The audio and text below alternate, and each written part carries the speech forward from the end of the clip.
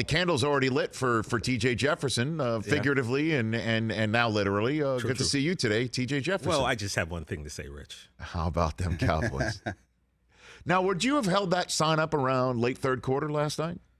Well, it was going to get held up one way or the other. It was either going to get held up like this, or it was going to get an eraser with me just wiping it off. Would you really erased it? Oh, yeah. Come on, man. You know, not because I'm mad. Well, yeah, because I would have been mad.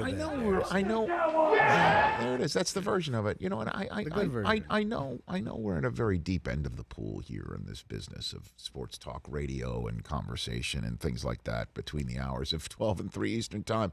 I get it, and I know what, potentially gets the clicks and what doesn't. But and I know having nuanced takes coming off of Thanksgiving, saying the Cowboys are going to be fine doesn't get those clicks. Doesn't get the clicks. No, I ain't got time for you. You know what I mean? Like nuanced conversation of me saying, "Hey, it's going to be fine. Nah, don't worry about it." I look at the schedule, I see who's there and who's not, and it's a week to week league, and each week one win changes everything. The Cowboys are going to be just fine. And what the Cowboys established last night, once again, is their resiliency, which is what you need. You need obviously terrific players, and you need a little bit of luck, but you need that resiliency as well. In an NFL season where week to week things might not go your way, but the resiliency was there last night. They didn't have their head coach. They brought their defensive coordinator down from the booth. He was doing something for this season that he hadn't done before, which is coordinate the defense from the eye level. But Dan Quinn's been there and done that. It's not like it's something he's never done before. But when you take yourself out of routine in the NFL, that's why short week games are difficult. That's why if somebody's got COVID, it's difficult, with outside of the obvious reasons.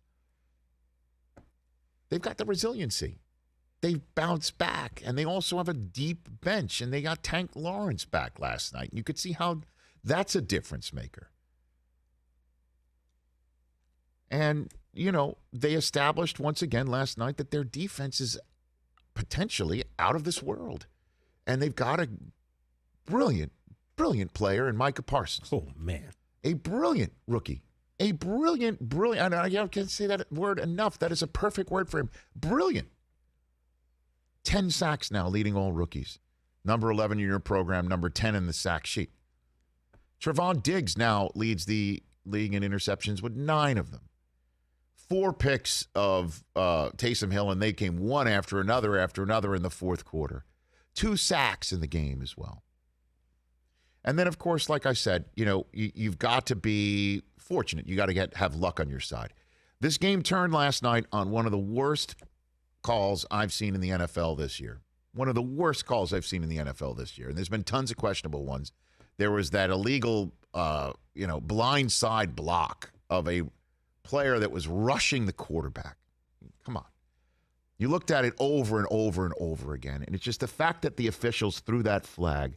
And Taysom Hill had already dug himself out of his own end with a first down pass in a game where they were coming back in, and it was 13-7, and this is a game. And this was a game.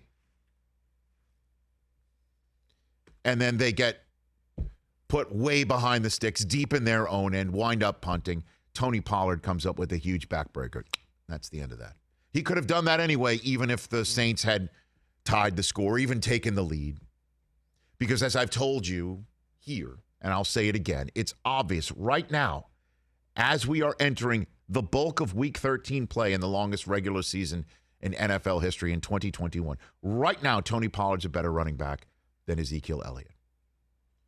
And this is not to troll on anything. I'm not a troll. This is to see this guy in Ezekiel Elliott, one of the best 3-down backs this league has seen in recent years. Not the same.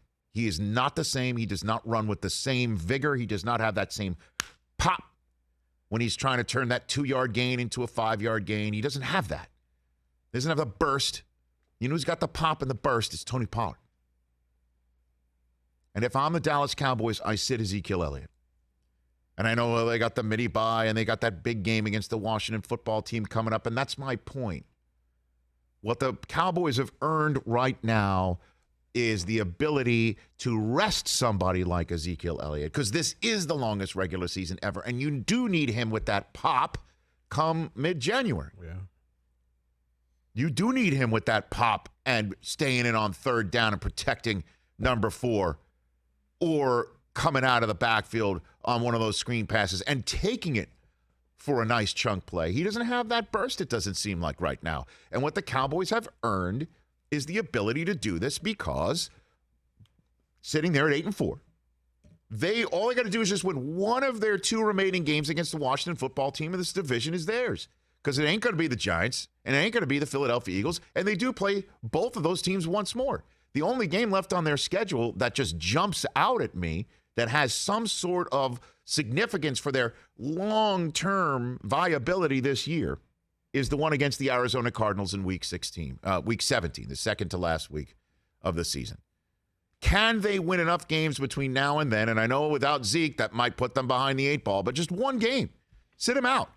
What if the next time you see Zeke is December 19th? Give him 2 weeks of rest. Bring him back. You've won games without Dak this year and Tyron Smith this year and Tank Lawrence this year. You could win one without Ezekiel Elliott when Tony Pollard has run his head off. That would be my counsel to the Cowboys. Because you want to get to the spot in week 17 where if you beat the Cardinals, you might have a shot at that 1 seed. Potentially.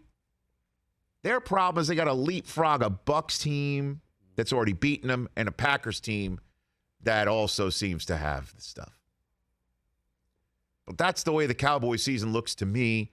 Amari Cooper played only a third of the snaps last night, did have one big chunk play and then nothing else. Huge catch, though. It was a big catch in the first quarter of the game.